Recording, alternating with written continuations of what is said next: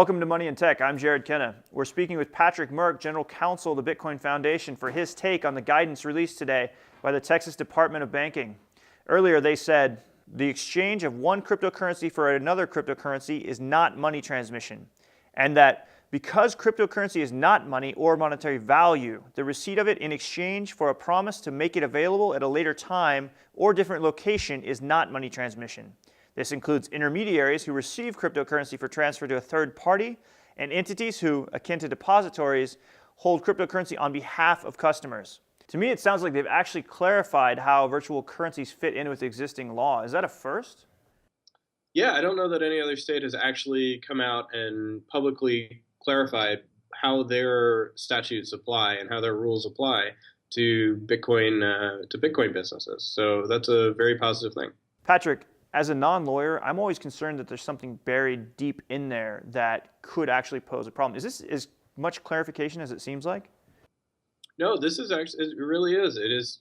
Really is a clarification of how their rules apply. And Texas is a big, important market. And the Texas DOB is a thought leader for other states. So it's a very big deal. And frankly, I think they did a good job here. So Patrick, could you break down what this guidance means for us?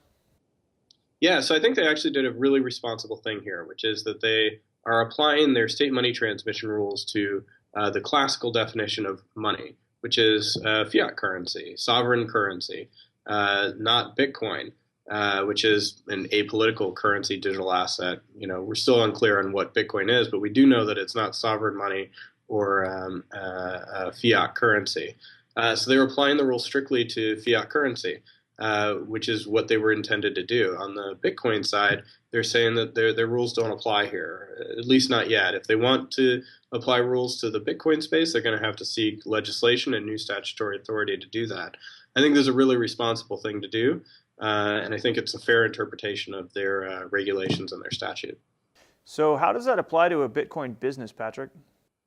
Yeah, great question. So if you are a traditional Bitcoin exchange where you're holding cash balance for a customer and you're having an open order book and you're then serving as an escrow function to allow people to trade, buy and sell Bitcoin and move it out, then you're still going to be a money transmitter under this law. You'll be a money transmitter because of the fact that you're touching the fiat currency, not because you're holding Bitcoin wallets or Bitcoin balances or moving that around. If you are a purely direct buyer and seller of Bitcoin, whether it's a peer-to-peer basis, a Bitcoin ATM, or another type of business model, then you're not a money transmitter, even if you have a wallet service attached to that. So that's really good news. I think that's really positive for the industry. That it's clear who needs to seek a license at this point and what the factors are that would determine it. How much are you touching customers' sovereign currency or fiat money is the determining factor here. So Patrick, do you expect this guidance to actually stand, or do you think they're going to revisit this and come back in 6 months or a year and say Bitcoin is money? I think this is a fair compromise that I hope other states adopt as well, which is to say we have rules on the books that protect against abuse when we're talking about fiat currency, sovereign currency, whatever their definition is. And right now they don't have the statutory authority or the ability to regulate in this new environment. And they're taking a wait-and-see approach. If there continue to be issues with wallet services, if technology doesn't advance to solve some of the consumer protection issues, then I think it's totally fair to revisit these issues as a state regulator and say maybe we need to get some statutory authority to solve some of these problems. If the industry can step up and solve the problems, then there won't be any need for further action. I think that's a fair balance. So Patrick, does this mean that Bitcoin businesses should just pack up and move to Texas? I mean, if you have a customer in California, you would still have to comply with California law, correct? Yeah, so it's not so much that you'd move your business to Texas. What it means is that now Texas consumers are accessible in a very clear way.